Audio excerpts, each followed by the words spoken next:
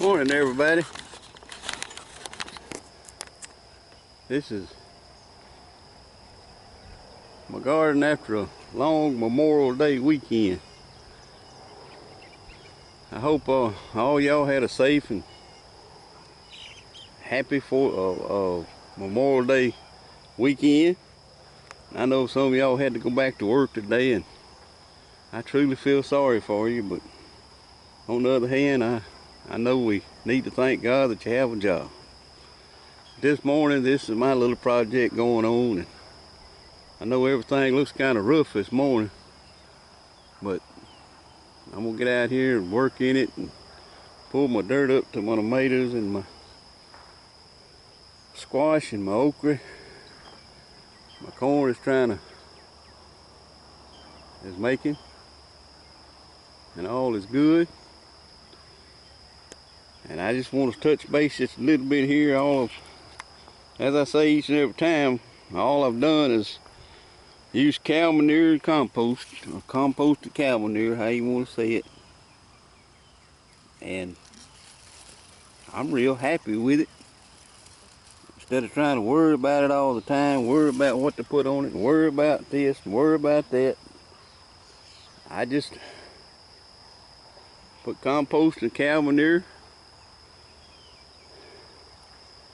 And as you can see, everything looks good. It just needs to be worked out again. My peppers are growing good. There's some new ones I set out the other day. And they coming along. My squash is kind of grassy. I got to work it out. English peas still blooming. They got some pods on them. I might get a miss and I might not. I don't know. It's so late in the year and everything, and but we hadn't had really a lot of hot weather.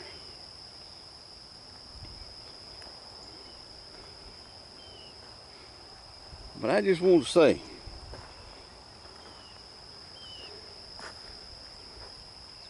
there's my butternut squash is coming along. And like I said, I hadn't put anything on here but compost and cow manure. I look on the internet all the time about how to grow this and how to grow that, and for just a pastime. It's not really for me. I just like to watch it and see what others are doing. But all you need to have a productive garden is that, and time to work it out properly and just to work it out properly. That's all it is to it. Now, the way you work it out properly is tiller beside it, or what you got to break it up along beside it, cultivators, whatever. But then you got to come along, pull the dirt up, and cover the grass up. I mean, that's just the only way that I have found that I can get rid of grass. I know this corn, when it gets up so high like this and it starts locking the middles, it's no use to get in there and trying to mess with it.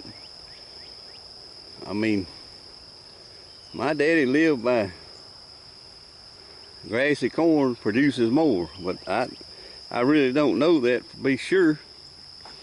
But it don't seem to be hurting that over there. I mean, it's got grass in it, and the roasting ears are coming on, and everything is looking good. Now my peas, I've been spraying them with that neem oil, and they still look like they have thrifts on them. The top leaves are starting to curl up, as well as on these big ones over here. The ones I planted before. They're quite a bit older than the ones I just showed you, and they coming out of it.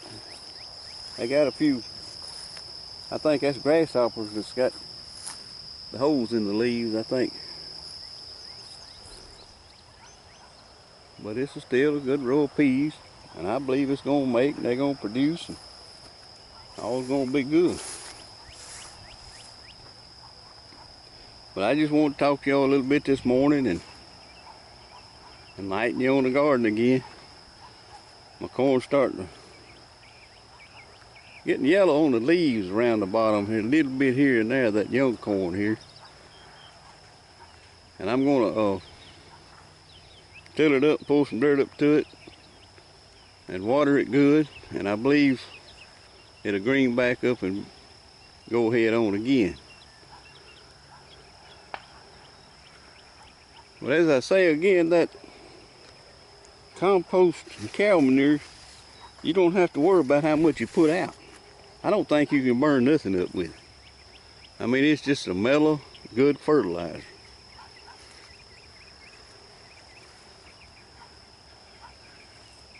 And I'm really pleased with everything. As I say again, that's them carrots over there I let get away. But I think they're gonna make, I tell you, get so many irons in the fire at one time till sometimes you don't have time to do each and everything and make each and everything pretty as far as the grass goes.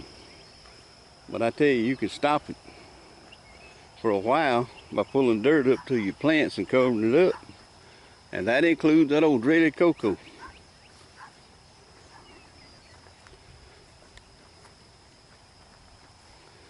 Let's walk on over here and look. See, there's some squash. It's starting to kind of turn a little yellow because it's getting so hot on it. But the rest of it, on down through the garden here, it's still pretty much green. And Lord, at the blooms, it's still making blooms. And we still getting squash. I picked some, pulled some yesterday. It was a little too hard because I neglected it over the course of just 3 days. I mean, that squash, you have to stay on top of it and gather it about every day, or it'll get so hard and big. But as long as you can still,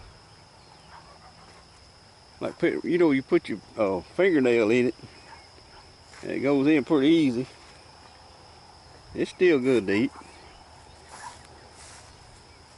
But that's my corn, I mean my peas. Hey, see them little black, see that black spotted around? Well, I had tomatoes over here and that was my plastic. I pulled of it, most of it, but it's a lot still there that I'm going to still get my rake or whatever, drag it out. But I had tomatoes over here last year and I covered the rows up with plastic and then set my tomatoes out, you know. And I didn't have a good crop, I should say. My tomatoes started wilting around the bottom and everything didn't make the like I wanted to, so I'm going this year without plastic. And it's working out real fine because I'm able to get around the roots and with fertilizer. If you know what I'm talking about. It's hard to get under that plastic and get anything.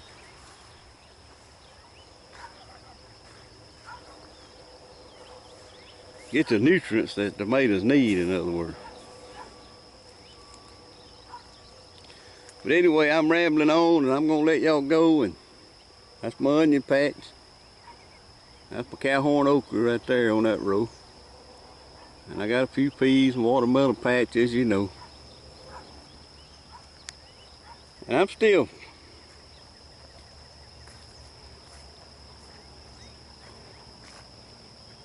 I carried some radishes in the house yesterday, and my wife said she knew a recipe about people slicing them up and putting a little oil on them and eating them. Well, we're gonna try it, I think, on these radishes. They starting to make, as you can see. I hadn't really been a fan of radishes that much growing up anyway. But I decided to grow some this year and we're gonna see how it does. And I thank y'all, and that's my young tomatoes, and I ordered them yesterday, and I still got a few more sticks to put up, a few more to tie up. But thank y'all for watching my videos. If you have any comments or whatever, they're more than welcome, or anything to make gardening more fun and more easy, just let me know. And I'll get on there with you and we'll talk about it. But in the time being, y'all have a blessed day. And if you get a chance, go over to Pop in the Garden on YouTube and watch some of them videos. If you have any questions, just let me know. But I say again, all I ever put on this is cow manure and compost. And I'm a firm believer in it.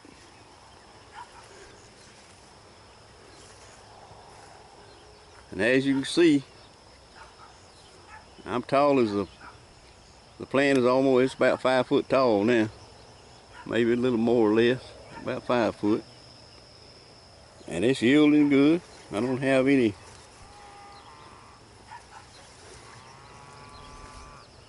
to complain about. I'm just saying it needs 3 things.